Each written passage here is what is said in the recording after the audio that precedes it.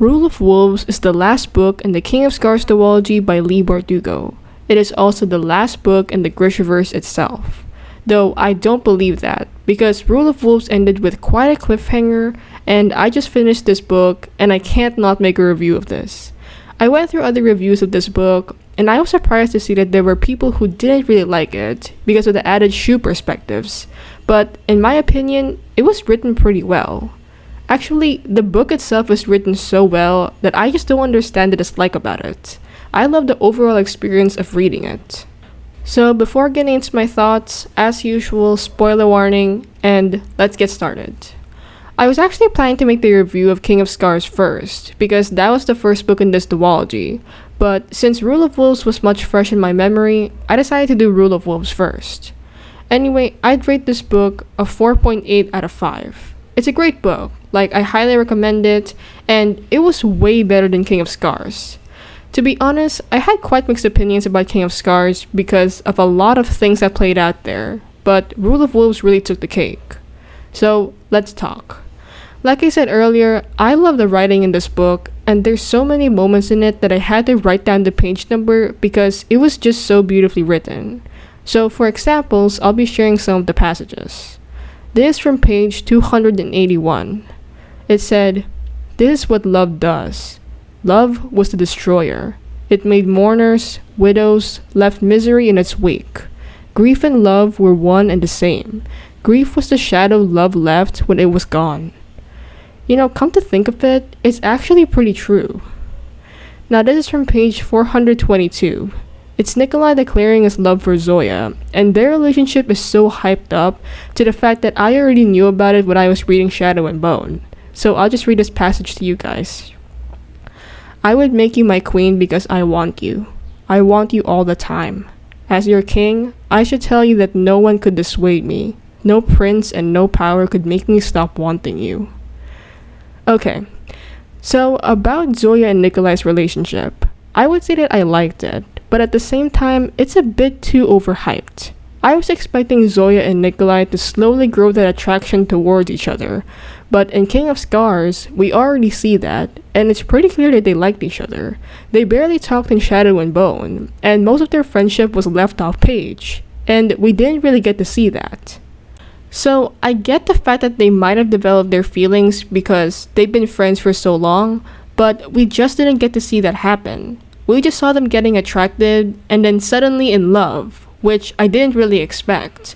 I still liked them together though, but I thought it was a slower process than just that. The next line is page 347. This is in Nina's perspective. "She clutched her coat tight against the chill of the air. There was nothing else to do but keep moving forward. You chose your path. You walked it. You hope to find the way home again." I don't know why, but I just love that line so much. So another thing we have to talk about is Nina. In King of Scars, I didn't really like Nina's perspectives, mainly because I didn't understand what Leigh was trying to do with her. Majority of the time, it was Nina mourning Matthias' death, which pretty sanded me up when reading her perspective.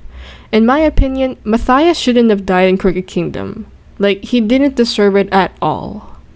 So going back to Nina's perspective, I think that her part of the book really improved because I didn't like her part at all in King of Scars. So speaking of Nina, I want to talk about her relationship with Hannah Brum, who was the daughter of Jarl Brum, or the head of the Druskella. By the end of this book, Nina and Hannah end up together. And before I give my thoughts on this relationship, I have to say that Hannah is a really good person despite her father's attitude. Just saying though, but I find it so ironic that Jarl Brum, or the head of the Druskella, who's known to be horrible to Grisha, has a child who's a Grisha. Hannah's a heartrender like Nina, and now let's talk about their relationship. I don't know about you guys, but I didn't feel Nina being bisexual in Six of Crows. There's a lot of people saying that it was pretty obvious, and I just felt like I missed a big sign. But anyway, I didn't really like the fact that Hannah and Nina ended up together. Again, Hannah is a good person, but throughout King of Scars, we see Nina grieving Matthias' death, and suddenly, when we're introduced to Hannah, those feelings of grief went away a bit too quickly in my opinion. Don't get me wrong, I think that Nina has the right to move on after Matthias, but I just felt like it was a bit too quickly, and it doesn't really settle good with me that Nina ended up with the daughter of her sworn enemy. Speaking of Hannah, what happened to her by the end of this book was so shocking to me.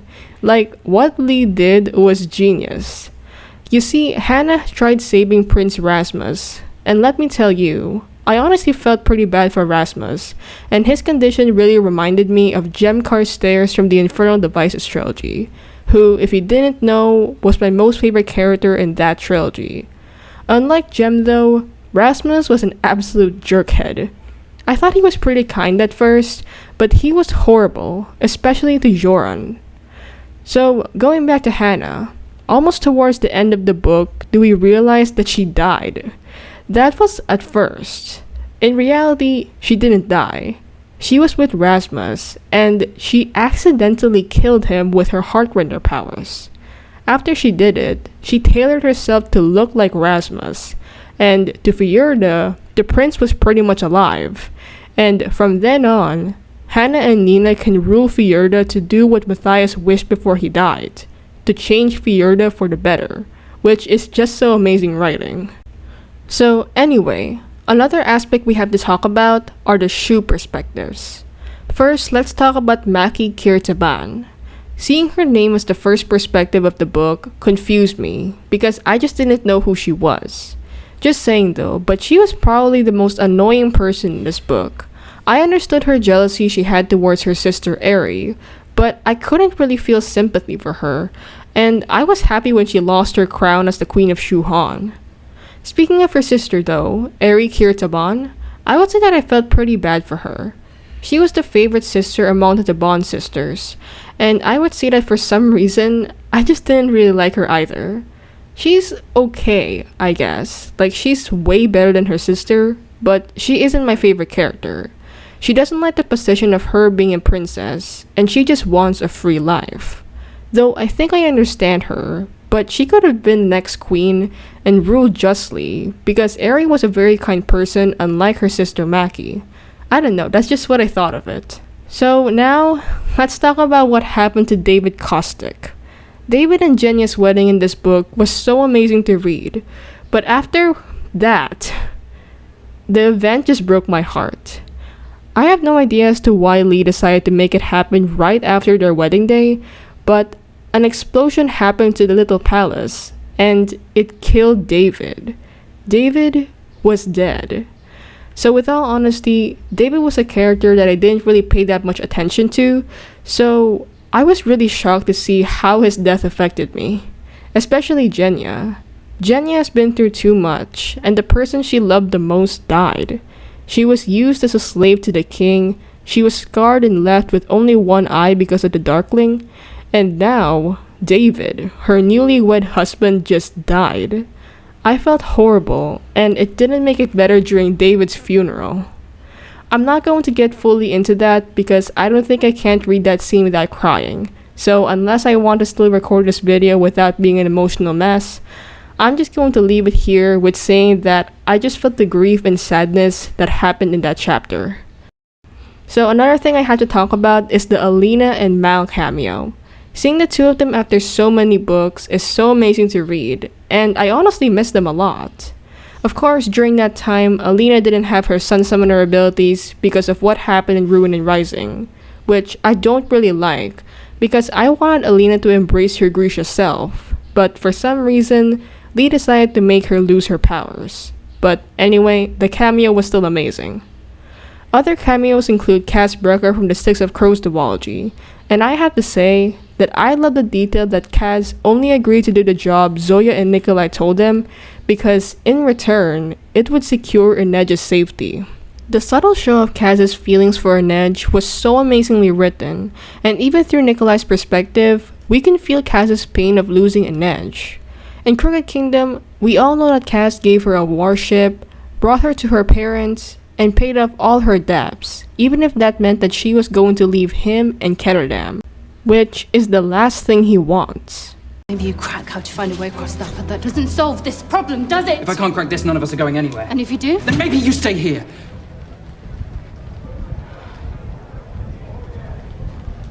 Maybe I won't be here when you get back. Inej! Inej! But he did it anyway, because he wanted her happy. He loves her so much that even if her being happy meant leaving him, which would cause him pain from longing, he still did it. Instead of clinging on to her and begging her to stay and claim her as his girlfriend, he let her go to live her life, because he knows that that's her dream. He didn't want to control her and limit herself to something that would prevent her from achieving that, even if it would hurt him inside. That's how much he loves her. So anyway, other cameos include Jesper and Wylan, and I'm really glad that they're still in the Van Eyck mansion after Kuwei's auction in Crooked Kingdom. Another cameo I wish we had more time with was Inej's cameo. I wanted Zoya to talk more with her so that we could get how Inej was, because it's barely hinted on, and she was my most favorite crow from the duology. But we got like less than 5 seconds of page time, which is really sad. Another thing we have to talk about is Zoya. I know I mentioned in my review of Shadow and Bone that I didn't really like Zoya, but this book changed my mind. She really grew on me, especially around King of Scars, but it was in this book that we learned why she is the way she is. Learning about her past in this book was pretty heartbreaking to me, and I just felt bad for her. So another thing about Zoya was that she had the ability to turn into a freaking dragon. I know for a fact that she got that ability from Juris in King of Scars, but still, I didn't think that she could do that. Like, that was just so crazy. Also, Zoya becoming the queen and official ruler of Ravka shocked me. So, I know for a fact that Nikolai and Zoya end up together, and it was pretty obvious that she'd be queen, since she would be Nikolai's wife. But, you see, Nikolai resigned as king and gave the full crown to Zoya. I've heard a lot of people say I didn't like this because all throughout Nikolai's life, he wanted the throne, and now he just threw it away like it was nothing. And I agree. Nikolai wanted the throne so much mainly because of his brother Vasily, but still, its reasoning was that he never actually wanted the throne and that he just wanted Ravka safe. Until now, I don't even get his logic. I wish that he remained king and would serve as one alongside Zoya as his queen. Like, I don't know why Leigh decided to do that at the last second of this book.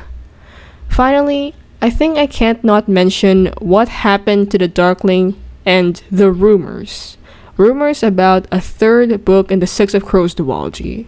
So far, Leigh hasn't announced anything, still saying that Rule of Wolves was the last Crucifer's book, and recently, she just released the title of the second book in the Ninth House series, which is Hellbent.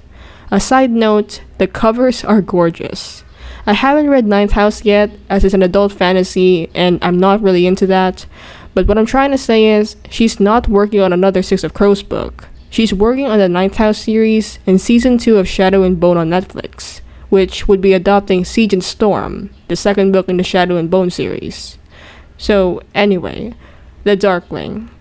The Darkling played almost no role in this book, and that's sort of my complaint when it comes to this book. His return was so hyped up in King of Scars, and he barely did anything. He just seemed to exist. But what he did by the end of this book pretty shocked me.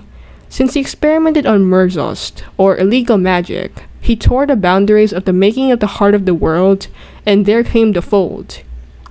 Because of this, someone had to be in like this eternal punishment area in order to patch it up. Surprisingly, the Darkling did that, and he stayed there. Zoya is haunted by this though, and this brings us to the question, what did I feel about this ending? So, again, Zoya doesn't really agree with the Darkling staying in that prison thing, and I highly disagree with that. For me, the Darkling deserves it. He wants to serve Ravka, he could do it this way. Deem him a saint? Whatever. Just make him stay in that eternal hell place. I'm sorry, but I just don't like him. Zoya voices this out to her friends, and it all leads up to stealing a heart of a saint, which was missing years ago. I know, that sounds so weird without context, but I'm just saying the gist of what happened in their conversation. So the book ends with Zoya saying, "Get a message to the Crow Club. Tell Brekker the Queen of Ravka has a job for him." And thus, the book ends. Basically, what we can gather from this is that Zoya plans to steal the heart of Sankt Felix in exchange for the Darkling. She plans to use the heart to patch up the torn up boundaries, and she needs the crows to steal it for her. I don't really know what I feel about this, because again, I don't know what Leigh is trying to do here. She claims that this is the last Grishaverse book, but I just feel like she's hinting on another book. Though I'm completely okay with another Six of Crows book, I just don't know where this is leading. So how about you? What did you feel about this ending? Let me know in the comments down below.